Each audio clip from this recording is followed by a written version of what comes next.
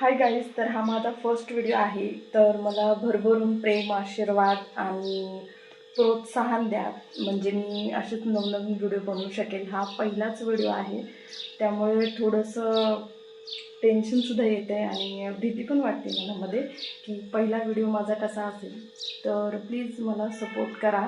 आवडल्यास एक लाईक व्हिडिओला नक्की करा. ओके, चला तर तुमच्याबरोबर शेअर करते आज दिवसभरातील काय कामं माझी झालेली आहेत.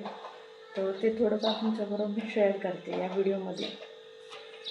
तर मंडळी, ही क्लिप सकाळची आहे. तर सकाळी लवकर उठून डब्याची तर तयारी करावीच लागते. मुलांना डबा असतो. माझी 2 मुलं आहेत, एक मुलगी आणि एक मुलगा. तर ती दोघंसुद्धा स्कूलला जातात. मग त्यामुळे म्हटलं आज ह्यांना काय द्यावं. तर म्हटलं, मुलगा म्हटला त्याला वांगं आवडतं. मग मला बोलला वांग्याची आमटी कर. त्यामुळे इथे मग मी आज करत होती भरलेल्या वांग्याची आमटी, जी त्यालासुद्धा आवडते आणि मिस्टरांना पण आवडते. तर इथे मी माझ्याकडे सुकलेलं खोबरं संपलं होतं, म्हणून मग ओलंच खोबरं, नारळ होता. मग त्याचंच मी खोबरं घेतलं. ते चांगलं तेलामध्ये मस्त परतलं. लसूण खोबरं परतून मग नंतर त्याचं वाटून घेतलं मिक्सरला. आणि यामध्ये मी कांदा स्किप केलेला आहे, कांदा घातलेला नाही आहे. कारण ह्यावेळेस मिस्टर मला बोलले की कांदा काय टाकू नको, विदाऊट कांदा कर. कारण मग ते जास्त मसाला होतो ना, त्यामुळे त्यांना आवडत देखील नाही. त्यामुळे कांदा मी स्किप केला आहे. नुसतं खोबरं, लसूण आणि शेंगदाण्याचा कूट या 3 गोष्टी घालून, त्याचबरोबर कोथिंबीर चवीसाठी. त्यानंतर बघा असा मस्तपैकी असा लालसर थोडाफार काळपट असं खोबरं भाजून घेतलं. त्यामुळे मग अशी भाजी चांगली लागते. तर इथे कूट आधीच मी करून ठेवला होता, तर तो कूट काढून घेतला त्यामध्ये. तर त्यामध्ये आता बघा ही वांगी मस्तपैकी कालच मिस्टरांनी आणली होती बाजारातून. तर छान अशी फ्रेश वांगी भेटली. तर यामध्ये बघा मी मिक्सरमधून वाटून काढून घेतलं. यामध्ये तिखट, मीठ, कोथिंबीर, त्यानंतर गरम मसाला आणि माझ्या मुलाला पनीर मसाला खूप आवडतो. तर मी त्यामध्ये पनीर मसालासुद्धा ॲड केला. नंतर वांगे अशी भरून घेतली, मसाला सगळा त्यामध्ये भरून घेतला. त्यानंतर मी इथे बघा फोडणीला आता टाकत आहे. फोडणीसाठी तेल आपलं जेव्हा छान असं गरम होतं ना, त्यावेळेस तडका छान बसतो. त्यामुळे मी आधी चेक करत होते, म्हटलं तेल चांगलं गरम झालं आहे का. त्यानंतर त्यामध्ये जिरं मोहरी टाकलं तर मस्त तडका उडत होता. त्यामुळे म्हटलं थोडंसं त्या हळद टाकावी.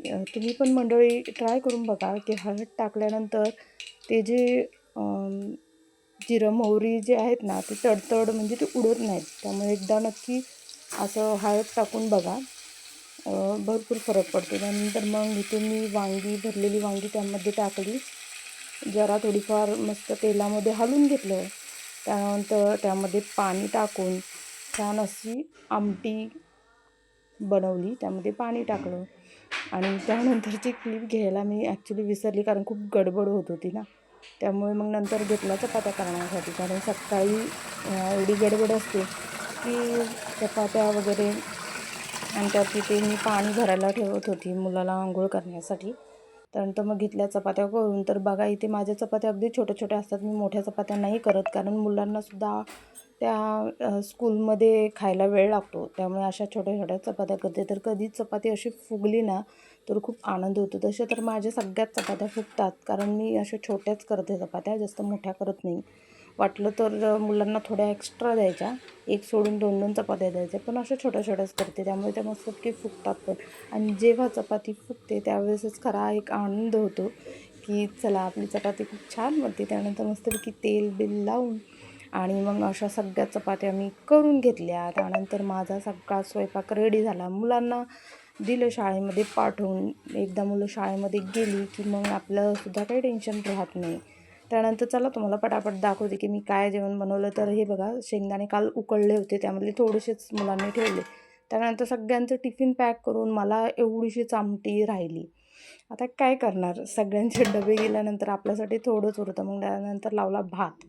म्हटलं भात तर मॅन्डेटरी आहेच वांग्यासोबत. त्यानंतर मस्त, कारण वांगं आणि हे मस्त लागतं. त्यानंतर बघा खीरसुद्धा केलेली होती. त्यानंतर पटापट कपडे धुवून घेतली, मशीनला कपडे लावून.